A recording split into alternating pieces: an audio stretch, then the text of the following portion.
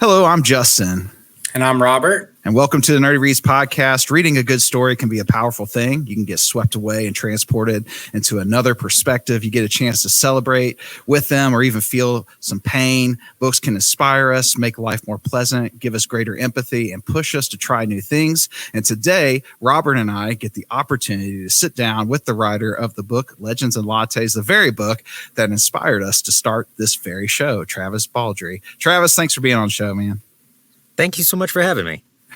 It's an honor. And today episode, in honor of Legends and Lattes, we are sipping on some coffee beverages. We are a beverage reviewing podcast as well. So today I have jealous. I have Fable Ground's second breakfast. And dang. We were super jealous. Yeah, we were trying to get the Fable Grounds Legends and Latte, but we didn't order it in time, unfortunately. I now have to cut myself off at noon. Noon is my last coffee of the day, which is really sad. That is sad. It's one of the things that makes me feel old. My wife and I got each other one of those Terra Cafe espresso, like home espresso makers. That's all automated and grinds and everything. And it's amazing. We got it like 2 years ago for our 23rd wedding anniversary in November, right about the time that there was the time change. Yep.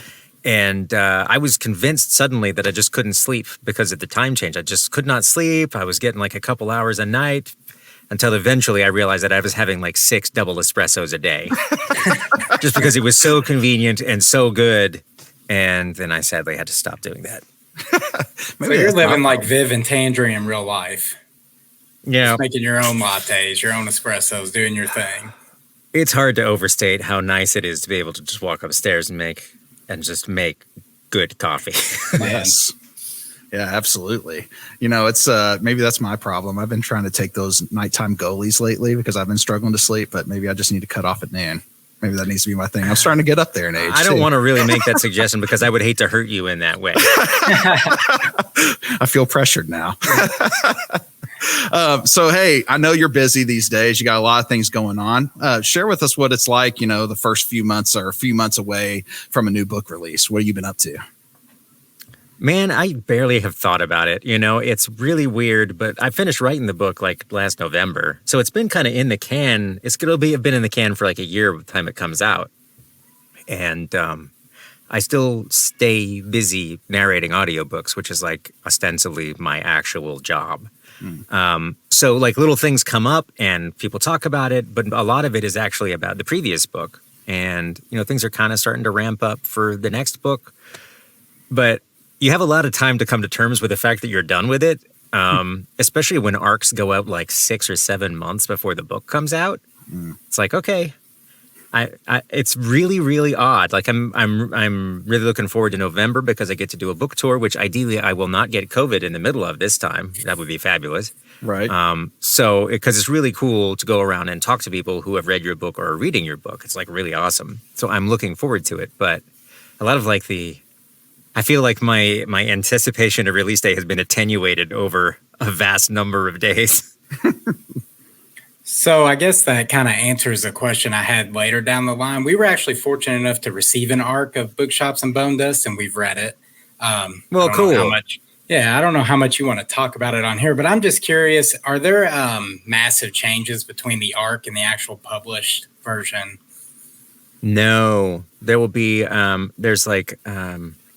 the arc that you got, if you got the digital arc, I mean, there's a few little changes, but there's like a few little continuity things and word choice things and like a few tiny fixes. But unless I told you what they are, you probably wouldn't notice because I'm having trouble remembering what they are. Gotcha. They were really important to me at the time. It was like, because any one word off, you're like, oh man, this really should have been this word. You obsess over when you want to do the change. But now, I don't know. It's the same book.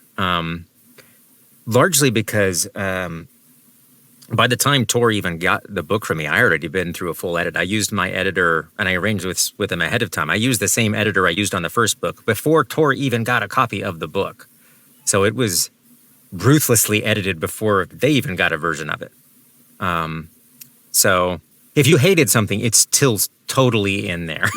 Oh no, I loved it. Yeah, loved it, dude. Loved it. 5 out of 5, full stop. I was like, I really love Legends and Lattes. And I was like, how's he going to do a prequel when she's a mercenary and make it like as cozy as this book? You succeeded. Loved it. Good. Good. It was not the book I was going to write.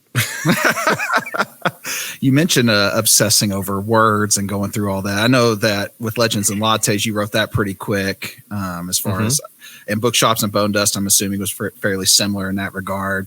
Do you tend to go back and just obsess over those kind of things, like reworking it, or is it once it's done, you kind of let it sit for a minute, or? It's all gets done pretty quick. So I think the total time to write Bookshops and Bone Dust, if you don't count the 2 or 3 books I threw away part way in before getting to it, was probably 6 or 7 weeks. 6 weeks, maybe. Wow. I basically just write a chapter a day until it's done. Yeah. It might not even have been 6 weeks. I'm not positive. But again, I had weeks also of agony and failures before I started writing it because I thought I was going to write something else. But the way I write is these days anyway. I have a sample size of 2, so I'm sure that it will always be this way forever. I have an outline. I know what I'm going to write. I sit down and write it, and I'm a fairly clean writer. So what is in the book on the first draft is very, very close to the final draft. And then my editor goes through with me, my first editor, and we edit like maybe a chapter or 2 a day. And she comes back with changes. I go back, respond, and then we move to the next one. And she's also ruthless. And so usually I think it's pretty clean by the end of that first pass. And then we do a second pass through where you look for all the editing droppings, which is like a faster pass. You're just looking for any like big picture issues and anything that got left behind from all the accepted or changed, track changes that you did in the document. And that is pretty clean. And then at least you think that. Then it goes off to a copy editor and you find like, oh crap, I missed that word, or this one appears 3 times on the page. And, I use the word but too many times or whatever. And, and then you fix those issues. So at that point, it feels, I don't know. I've talked to other authors, and some authors write like me. I feel like Will White, if you know Will White, we had a good discussion at DragonCon. I think we write remarkably similarly. Yeah. But then other writers, I kind of envy their writing process, and then I'm happy I don't have to do their editing process. They have this very joyful, just like outpouring of words, and they dump the story out there, and they get to the end, and they're like, oh my God, what do I do with this? Whereas I don't. I'm just kind of like stolidly work my way through it. And then when I'm done, I'm like, I'm actually enjoying the edit because it's just tucking in corners. So yeah, I really over-answered that. No, I that's love it. Perfect. It actually answered, we had a listener question that you kind of answered a little bit, but they said, what is your writing process? And did you find it challenging to write Bookshops and Bone Dust after the massive success with Legends and Lattes? God, yes. God, yes. So here's the way this went. Legends and Lattes was still work to write, but it was work in isolation. I didn't expect anybody to read it, and it was for me, and it was work to write, but it wasn't like I wasn't dreading it, or I didn't have huge issues doing it. Afterward, I already knew what book I was going to do next. And so when Tor picked up Legends and Lattes, they also wanted a second book. And I said, well, oh boy, do I have a great idea. Let me tell you all about it. And then I told them all about it at length. And that was what I was going to write. And then I sat down to write it, and I got about 30,000 words in, and I loathed it. I just hated it. And I couldn't tell if it was because I felt bad because of the fact that I was writing to expectations, and I was afraid of how it would be received, and people who liked Legends and Lattes wouldn't like it, or if it was because I didn't like it. And I just couldn't tell which was which because I'd never been in that position before. And it took like 3 attempts before I figured out which one was which. So I still had kind of like the nebulous dread of assuming that a lot of people wouldn't like it, and knowing that for some people who liked the first book, they wouldn't like the second one because you can't hit the same target every time. But at least I knew that I liked it. So it was, but there was a moment when I got that far into the book that I had to go back to Tor and say, look, I can't write this book this way. I'm not happy with it. I don't like it. And they were very supportive, but I was still horrified. And I was like, oh no, I thought I knew what I was doing, and now I don't. And then everyone promptly told me that your second book is the hardest book, and they were right, but it still sucks. It's still awful. So the second book, for anybody who doesn't know, and I've mentioned it before in interviews, and I also talk about it in the back of the book, was going to be like a cozy murder mystery. It was basically going to be like fantasy murder she wrote. And I was super into it. I had a 10,000 word outline. I knew the whole mystery. I knew all the characters. I was going to be cool. And I am just apparently not a mystery writer. Like I am not Agatha Christie, and making all of the characters be in the places they needed to be for like the clue to show up, and so that the mystery functioned like a machine, like took all the air out of it for me.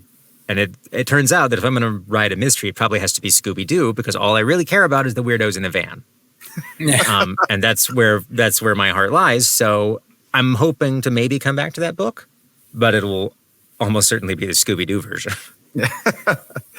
You mentioned a little bit. Oh, so go ahead, Robert. Did any of the characters from that draft make it into Bookshops and Bonedust? They did. They did. In fact, I harvested lots of organs from all of the corpses of books that were left behind on my way to bookshops. So Fern was in it, but her personality was totally different. She was like an assistant professor. And she went through some big changes. The actual protagonist, which was Zelia, she was the protagonist of the book, and she shows up as a tertiary character in Bookshops with a lot of herself intact. And not in the first draft, but in the second one, Pitts showed up. There was just Pot Roast was actually in the original book too. He was. I need a Pot Roast plushie. Let's go. Yeah. Pot Roast is awesome. And Burke was in the original book, and largely in the same function that he has in this one, but he was more important in that book. All those characters were more central in that book, but yeah.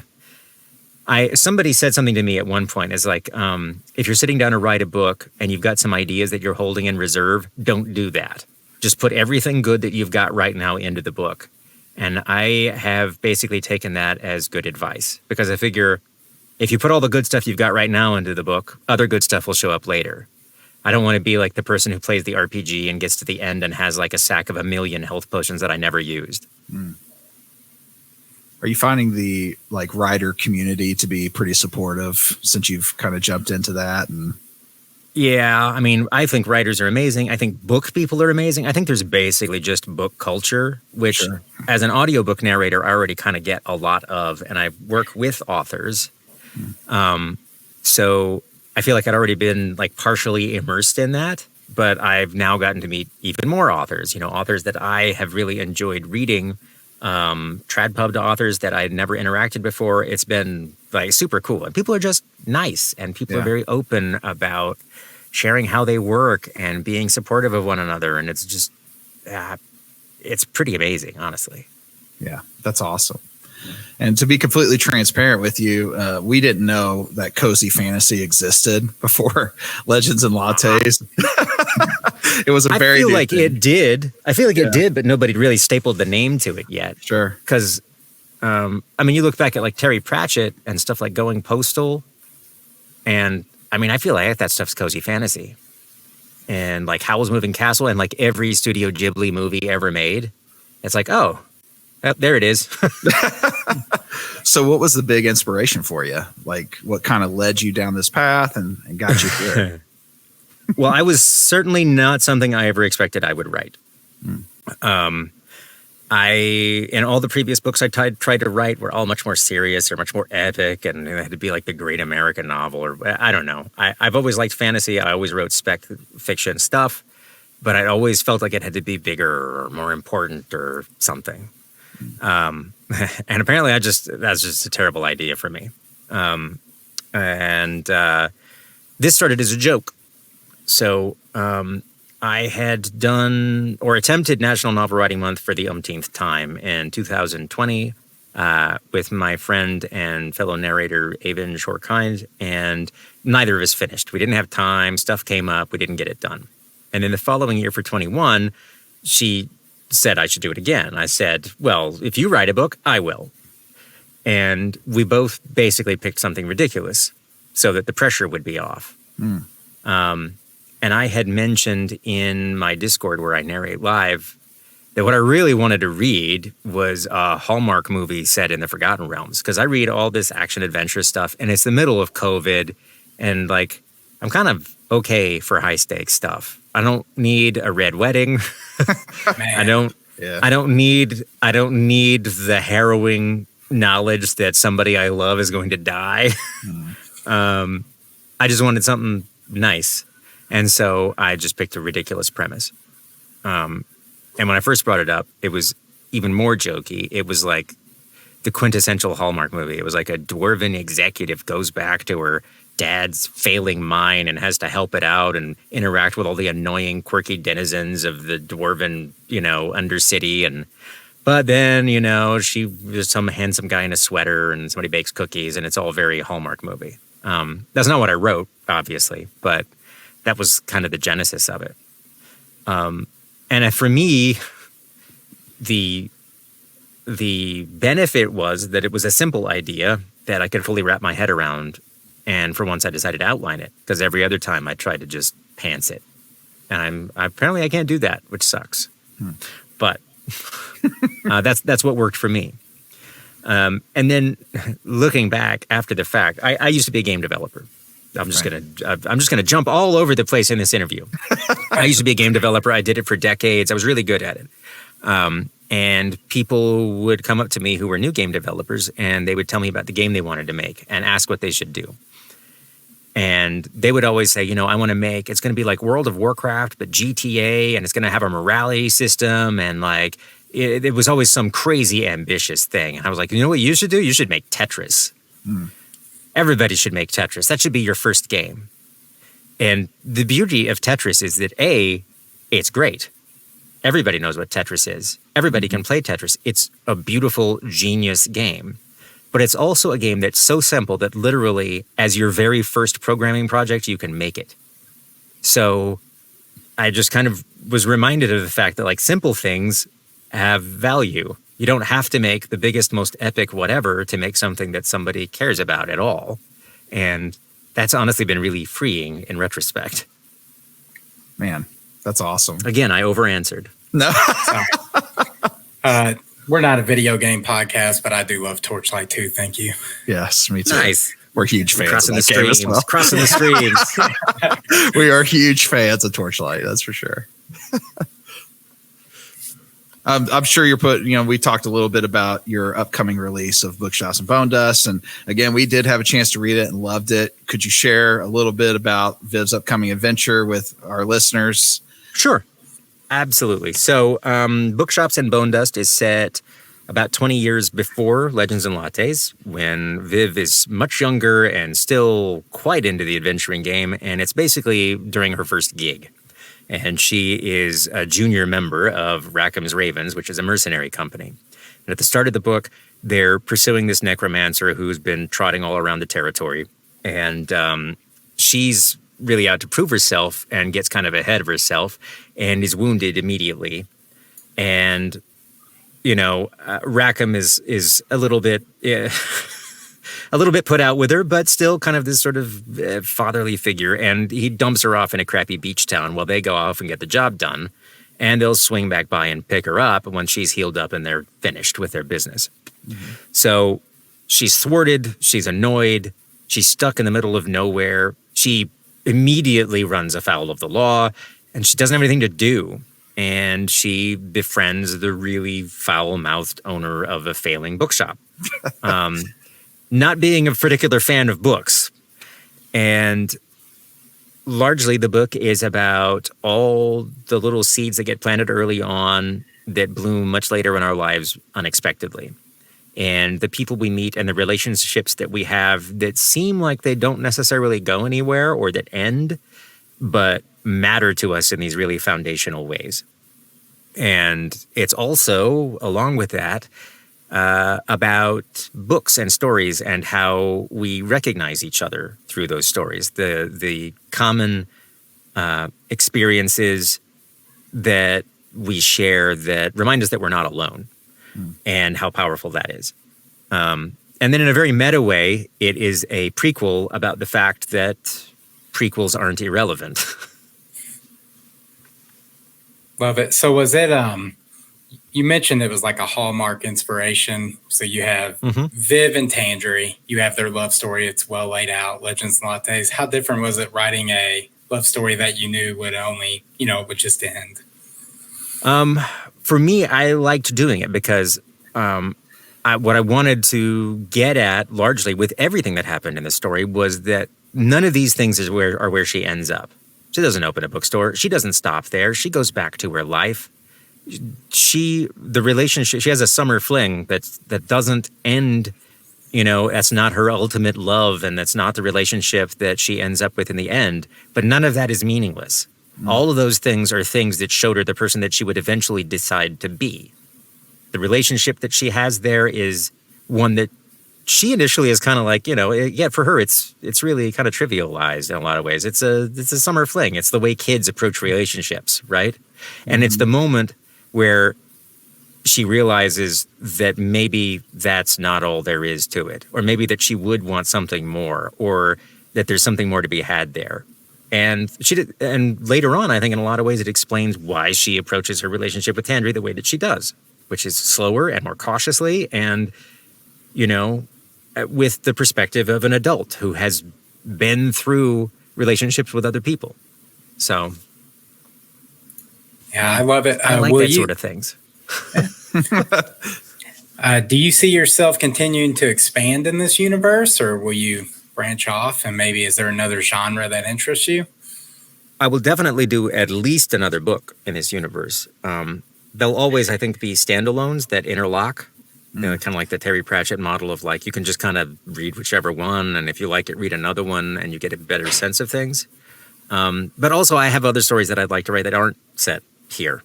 I like a lot of different stuff. And like I said earlier on, this really isn't what I expected to be writing. And I love it.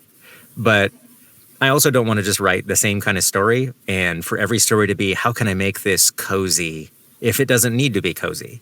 And, how can I make the stakes very localized if I don't always want to do that? I mean, I like an action scene as much as the next person. And I managed to cram them into both of these books, wherever I could, because I like them. But I like everything. So I like horror. I like thrillers. I like sci-fi. I like epic high fantasy. I like weird, weirdo urban fantasy where you don't know where it's just everything in the kitchen sink is tossed in. So I definitely have other stories that I have talked to Tor about doing that are not set in this world. But also I have other things I would like to do here too. Yeah. Well, let us set the scene here. Okay, we're in Legends and Lattes. You walk in. What are you ordering? Well, if I can convince them to do it, I would get my favorite drink, which is a mezzo mezzo, which is a little bit of raw sugar in the bottom of the cup, and then an Americano, and then an espresso, and then a little bit of steamed milk. So it's not as, milk rich as a latte. Sure. But it has more volume than just an Americano or an espresso. And it's just got a little hint of sweet. And for me, that's the perfect drink. Yeah. And, I want a Thimblet. Yeah. Yes. Gotta have the Thimblet. And my friend here and co-host is a pumpkin fanatic, and he really wants to know, this is on the list, this is actually a question, does Legends and Lattes have a fall menu, and is there pumpkin spice coffee? Does it have pumpkin spice? I'm going to admit something. I'm going to admit I am one of the few people who doesn't like pumpkin spice. I feel like I've admitted something really, really dire. Yeah, you're not one of the I'm not a pumpkin few. spice person. I am not a pumpkin spice. I don't like pumpkin pie. So this is probably already why I'm not. I mean, I think a lot of people just actually groaned out loud when I said that. But especially him. I'm not gonna lie, you heard him. So that would have not been a twinkle in my eye. I was trying to figure. I almost had mochas on the menu, but yeah, pumpkin spice was never on the list. But then again, these characters are not me. I'll have to think a little bit about what Viv's opinion of pumpkin is. Mm-hmm. And we mentioned earlier, we're both gamers, and we've enjoyed your contributions to that industry. What is your favorite game and something that kind of led you into that field? Well, my favorite game, gosh, this is really hard. That's a tough one. It is tough. I have loved Zeldas and all their incarnations. Breath of the Wild and Tears of the Kingdom are pretty darn amazing. I know this is very recent. If we go way, way, way back, Wasteland was one of the first games that I was ever just kind of blown away by. It's the precursor to Fallout. And I played it on a CGA monitor on an ancient IBM. I've just always really loved computers and games from being a little kid. I've got a Commodore 64 and an Apple II GS sitting like right over there. I just always thought they were freaking magic, you know. And I grew up in the enthusiast era for that stuff, where if you were playing games, you also knew at least a little bit of programming and you knew a little bit of the grunt work to turn things on and make them work. And I have just always really appreciated that era. So if you were to make a video game set in the Legends and Lattes universe, what style of game would that be? I mean, honestly, it would probably be like a fantasy cafe management game on a phone. And I feel like I'm admitting something stupid by doing that. I would love like a pixel style LucasArts point and click adventure. I think that would be super fun. But cool. I think if I was actually going to make a game that people played, I would be making a fantasy cafe management game. And I think it would be cool. You know, you hire all the different fantasy creatures and, you know, you get to deal with weird fantasy stuff like giant spiders invaded your basement or what. I don't know. I feel like you could do really fun stuff with it. And you can make all kinds of weird questy RPG-y stuff intersect with the cafe management half of things. Anyway, I think that would be pretty cool. Do it. Hey, so we know that you've been in both these worlds now. You've been in the video game thing. You've been in the book thing for a while. You wrote the book, but what is the difference in, like, you know, the cons, all the things that you go and you tour and do? Have you noticed like there's a big difference in gaming and book world when it comes to being out at like Dragon Con or Comic Con or all the different things that you tour and do? Yeah, they're definitely different. Games, people associate with the games, not the people, primarily. And people's relationships with games are very different than their relationships with books and authors. People's relationship with games are your story. It's about what can this game do for me. And it's also understood that games are like fluid. They're not the expressions of one person generally. They're a bunch of people working to entertain you. And so people expect changes to games and patches and additional content. They're not like a singular statement that they relate to. And they're also a lot more disposable in a way than books. So people often don't know the people behind games at all. They just know the company in some vague way and the game itself, and maybe the community that springs up around it. So the relationship's really different. And it's often can be a little antagonistic, especially because unlike books, games don't always work right on your computer or your laptop or you know, your game console or whatever. By and large, if you got a book, it kind of functions the way you intend it to. You don't have to worry that your computer's obsolete. You don't have to worry that, you know, somebody's going to update their video drivers and it's going to stop functioning. None of these things happen. You got the book, you can read it, you can enjoy it.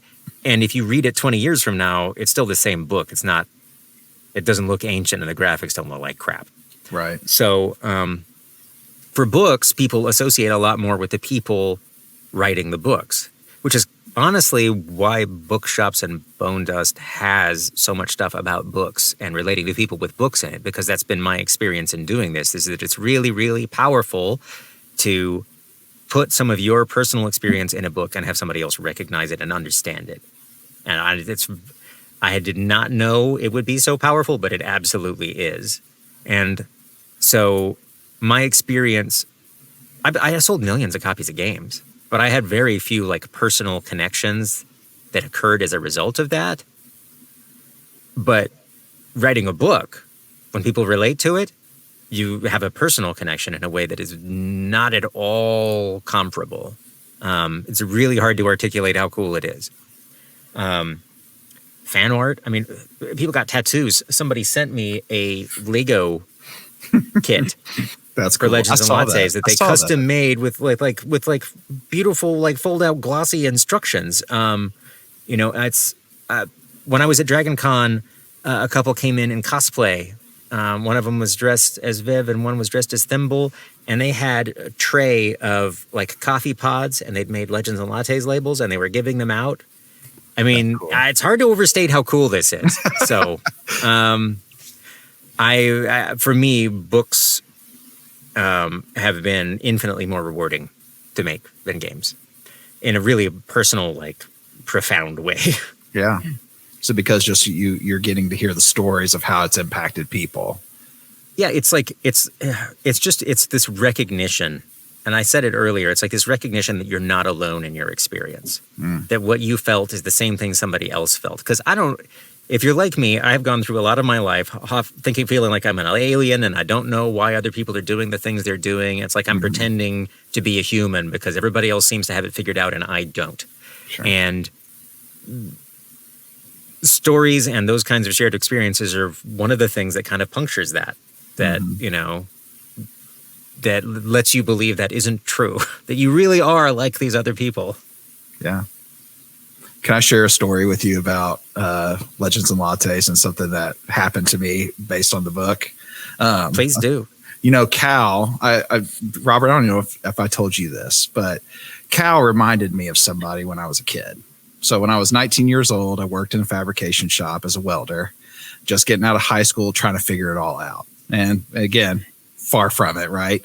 And there was this dude, his name was Tim, and he was an older guy. But anytime I would ask him any question, his response would always be like, or, you know, it was very short, but he would still do the thing. Like if I'm like, hey, Tim, I don't know what to do with my car or whatever. He's like, you know, you could there was, there was always this like response of like, hey, like I'll do it. But like, and you knew like it was out of love in a weird, strange way. And for some reason, when I read Legends and Lattes and I started seeing Cal, I started relating to that immediately. I was like, this is Tim. You know, I'm so glad. This is Tim. Glad. And because he's like that uncle. He's like that uncle that knows how to fix everything, but doesn't have much to say. You're not sure if he likes you until all of a sudden, like that light switch that you needed to rewire is just done. Yep. Thanks, Uncle. Yes, absolutely. And so then I was like, man. And so I reached out to Tim, and I hadn't talked to Tim in years. I found the dude on Facebook, conversated with him some, but that's the kind of thing I think stories and books do sometimes, is Cal related to me in that way. And then I reconnected with somebody from 20 years ago. So, and pretty cool. Thank you so much for sharing that with me. And that's just yet another example of how cool books are, because the fact that you told me that you had that experience because of this book is like really meaningful to me. And I don't get that kind of stuff out of games. Yeah. It's really, really cool. Books are awesome. They are. Books are really awesome. Justin reached out to me. It was probably last December, I want to say. And he's like, hey, man, I just read this book. It's called Legends and Lattes. You need to check it out. I'm like, what's it about? And he explained it. And I'm not going to lie, dude. I scoffed. I was like, well, yeah, so did I. No, thanks. I like the honesty. It is on it. But then I was like, you know what, dude? I'll give it a go. I'll give it a try. And I finished the book, and we've been friends for a few decades now. And we've, as most friends probably do, like, dude, we need to do a podcast. We've done it for years. And I read Legends and Lattes, and it was, let's do a book podcast. And here we are. So thank you for writing that book, dude. That's so cool. That's so cool. Thank you so much for reading it. My heart is warmed. Well, they say you can't judge a book by its cover. I definitely judged this book by its cover. I saw the cover though, and I was like, "Man, what is this?" I grabbed off the shelf, read the blurb in the back. I was like, "All right, man, I'll give this a go." But dude, it sparked a love of reading for me again, just because it was something different. You know, I mean, I like stuff like Animal Crossing, all that kind of stuff that makes you feel nice and cozy inside. Little Stardew Valley in there, man. Yeah. So we love that kind of stuff. You're also a narrator, and you've had the opportunity to tell a ton of stories, including this one. Do you have a favorite character from a book, whether that's your own or somewhere else? Frank the Axe, maybe closely followed by House. I mean, I have a lot of characters that I really liked. Will White's got some amazing characters, Orthos and Dross, and but I'm going to say Frank the Axe and House from Kyle Kieran's Ripple System. They're great. It's also easily the funniest books I've ever read. If you have not read the Ripple System is it's like kind of on the surface, your standard like guy goes into a video game world and has an adventure kind of thing. But basically the gist is that this guy screwed up his entire life and inherited a bunch of money and bought out all the early access to like a full immersion game and decided he was never going to log out and he was just going to build a new life there. And the CEO of the company that set it up is pissed at him for ruining his early access period. And he foists this axe off on him that has all the information available in the game, but is an asshole.